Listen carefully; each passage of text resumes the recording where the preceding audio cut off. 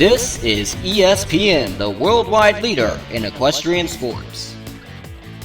Good morning, every pony! We're reporting live from the Crystal Empire to bring you everything and anything equestrian games related. Hi, I'm the voice of reason, and joining me today are two awesome commentators, Silver-Quill and Buckbrony.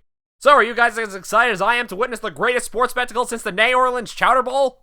It's good to be here, Voice, and I am super excited about this event. I'm especially excited because it's brought to us by the veteran writer Dave Polsky. Now, I really wasn't a fan of this guy before this season. We'd seen him choke on the big stage during his rookie season when he wrote Feeling Pinky Keen, and again last season when he wrote Spike at Your Service. But Season 4 has been a real breakout season for him. He really came through in the clutch when he wrote Twilight Time and For Whom the Sweetie Belle Toils. I am hopeful he can give us another great performance. Voice, I am so hyped for this that my stomach has literally inverted. It hurts so much. We've been following this story from the very moment the Crystal Empire was chosen to host the games, and we followed everything from the littlest members of Ponyville practicing to one of Equestria's up-and-rising stars qualifying for the event. If these games don't wow us, I'm pretty sure fans will get really, really pissy. Well, let's hope that doesn't happen. In the meantime, let's check on the events scheduled for today. Now, at the start we have the opening ceremony, to which, from what I've been told, a special guest will be lighting the torch. But first, let's check in on our arriving contestants. I'm told the Ponyville team has devoted an entire train car to their final preparations for this event. In fact, they are so committed to warming up before they even arrive, they've actually gone to the lengths of taking out all the seats.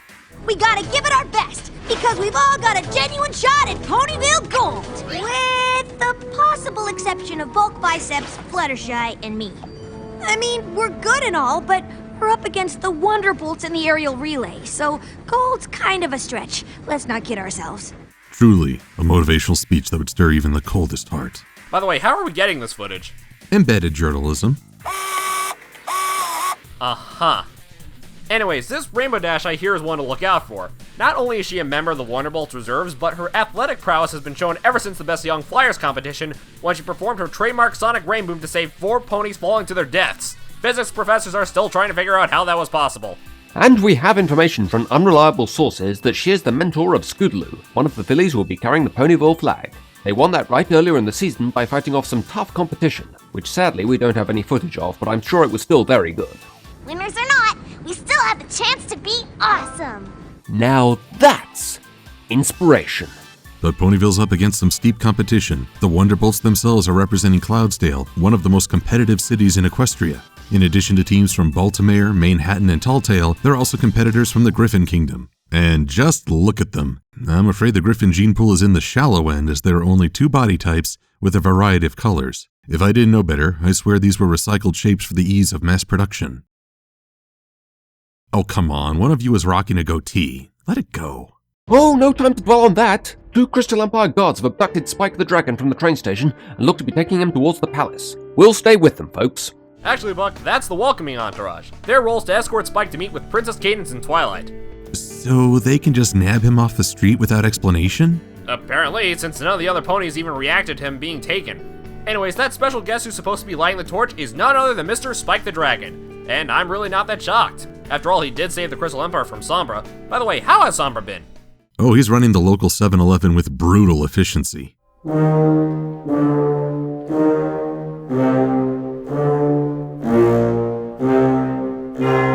Wait, I'm sorry, that is a normal 7-Eleven. Here's Sombra's. One-track mind, that guy. Last time you were here, you got the Crystal Heart to Princess Cadance in time to save this entire empire from destruction! While Twilight does say that Spike saved the Crystal Empire last time he was here, we have unconfirmed information that Spike was in the Crystal Empire during an incident known as EQG. Apparently that topic has been censored from public memory. There is certainly some long-awaited gratitude and respect shown towards Spike here in the Crystal Empire. It makes a nice change from him being made the butt of jokes this season, even in previous Polsky episodes. Or he's had to just stand around and not do anything for large parts of the story. By the way, how did Spike miss seeing that huge statue of himself on the way in? In any case, something new implemented this year is our new security gate. Ever since last year's enhancement debacle, security has stepped up to prevent any unicorns to use magic to help an athlete win. And yet, that pony is still allowed to compete. Are we sure he's not being enhanced in some way? I'm more curious if unicorns have to take their shoes off before going through security. I just hope the ESA buys them a drink beforehand. Still, one can't blame security for being cautious. Just look at the variety of dignitaries attending this event. In addition to our 4 princesses, we have returning dignitaries from Saddle Arabia, Prince Blueblood, who's kept a low profile since getting that cutie mark swap procedure, Padme Amidala? Mayor Mare, whose sole job now seems to be asking Princess Twilight for help, and Cherry Jubilee? How did she score a VIP seat? Cherries must be big business in Equestria. Either that, or Dodge Junction is just well represented at these games. Well, looks like the competitors are all in the stadium, which means it's time for the torch lighting.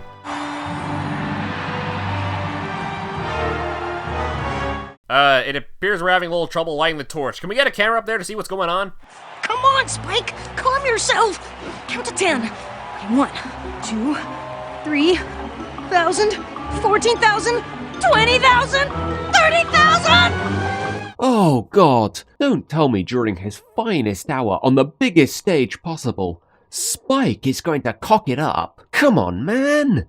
Oh, looks like stage fright's taking over the little guy. I'm not sure I'll be able to light the torch. What are your thoughts, Silver? Oh yeah, I totally got my own hotel closet. So, what are you doing after the games? Silver! Oh, yeah. Oh no, I feel so bad for him. Call me.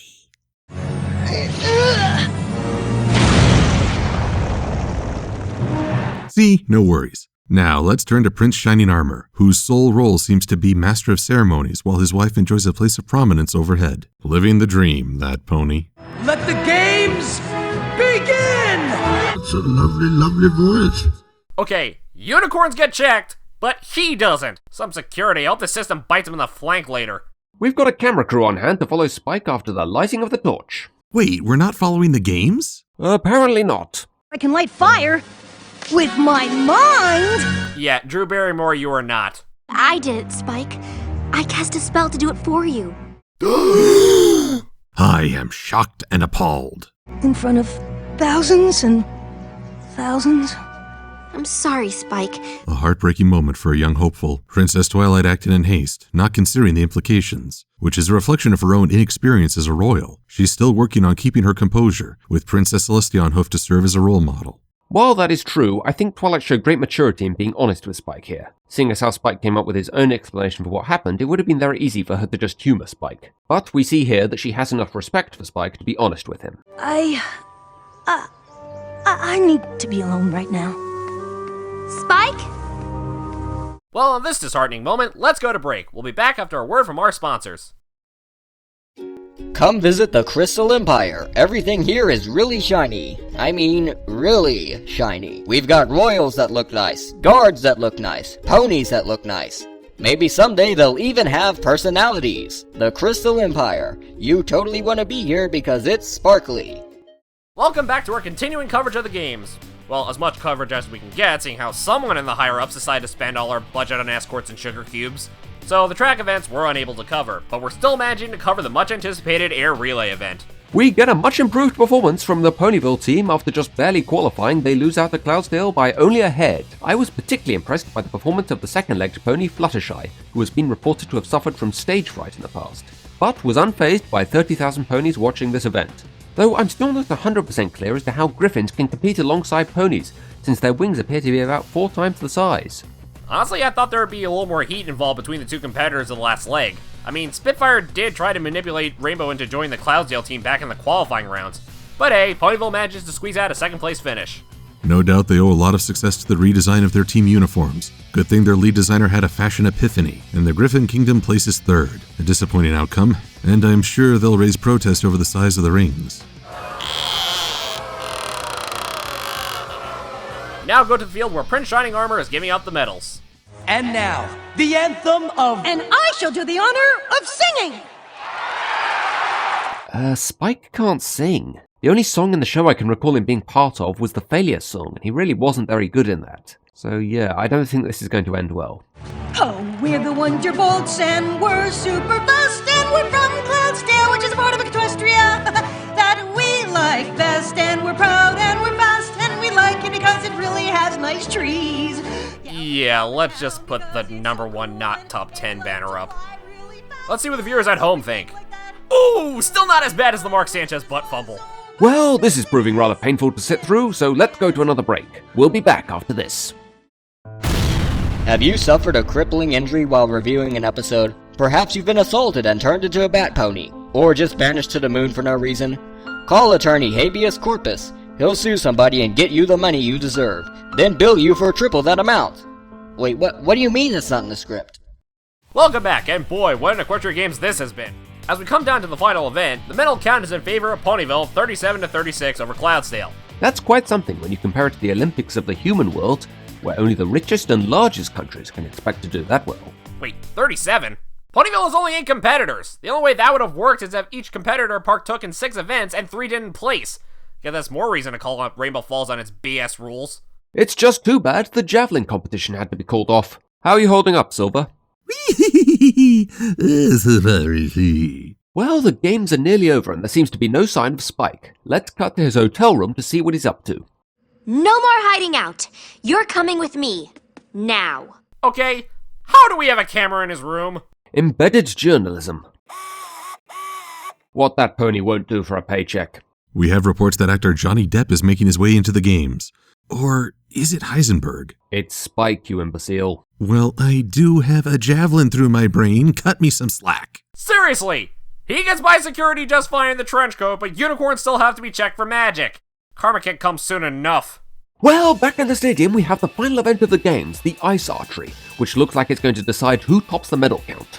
Now the goal of this event, from what I've been told, is to cover up the target as much ice as possible within a time limit. The target with the most ice covered wins. As we're winding down to the final seconds, it looks like Cloudsdale may tie up the medal count with Ponyville with 37 apiece. Still don't know how, but I really shouldn't complain. Well, it looks like this is going to be a tight finish. In fact, this pony is in such a rush he's knocked over his quiver. Oh goodness, that arrow's gone wildly up into the air and hit a cloud. Because that's an ice arrow, it's causing the cloud to freeze and descend right down into the stadium where thousands of ponies are sitting. Well, I'm sure this will be no problem. After all, we not only have a prince whose specialty is shield spells, but 4 alicorn princesses. They're not doing anything. Some pony cut the disabling spell! They put the disabling spell on the highest rulers in the land, plus any available security. I've got a bolt through my head, and even I think that's stupid. Yeah, not to mention the fact that none of the 4 alicorns do anything to help the Pegasi steer the cloud. Well, a look at instant replay does show 2 royals moving towards the ice cloud. No sign of them helping to bear the burden, however. It doesn't look like the Pegasi are picking up any steam. It's gonna crash right into the stadium. Oh, the equinety! Wait, what's this? Spike is coming to the Call of Duty? Is the show staff actually able to show Spike not as the butt of jokes? Do you believe in miracles? Yes!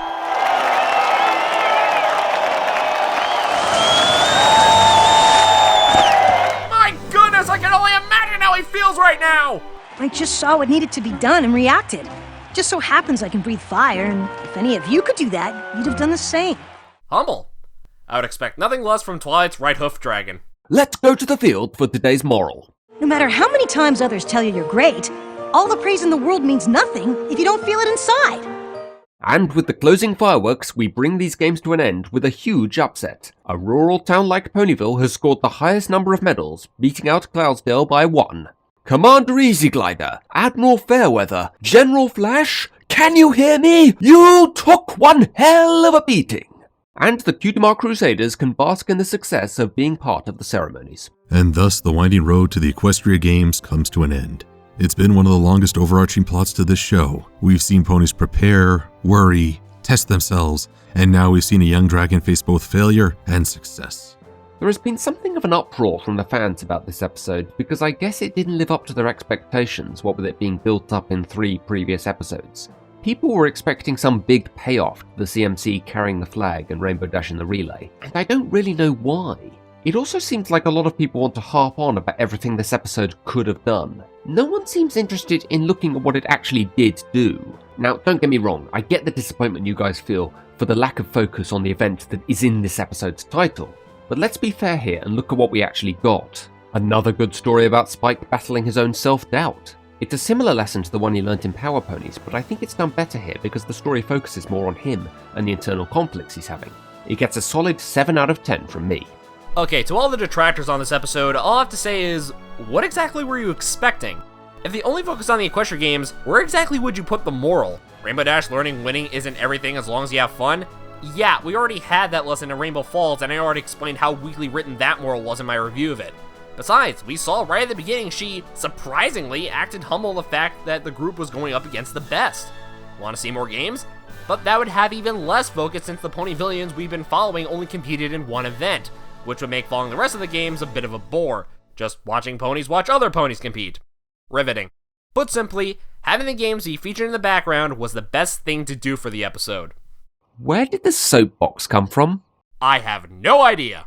It's important to separate the venue from the story here. The Equestria Games are a huge area that can encapsulate a lot of tales. And even in the greatest sports movies, it's the character drama and not the game itself that pushes things forward. A competition without character drama is, well... yeah, that. Having said that, I don't think the Equestria Games story arc really works as a story arc. The 2 previous Equestria Games episodes this season would still have worked without this arc. And this episode wasn't made any better by having 3 previous episodes. The games worked as a nice stage for a group of unrelated stories to take place, but as its own story, I didn't care for it much. Indeed, the games themselves could have served as a backdrop for other stories across multiple episodes. Perhaps Fluttershy could have come into conflict with a member of the Griffin team, or Twilight could have encountered other royal dignitaries. But should that decide how we view this episode? The venue was underutilized, yet the story, singing aside, was enjoyable. Better to have one good episode than none at all. Well, thanks for joining us for this review. I'm the voice of reason. I'm Buck Brony. And I'm going on a date with an athlete. Later, guys.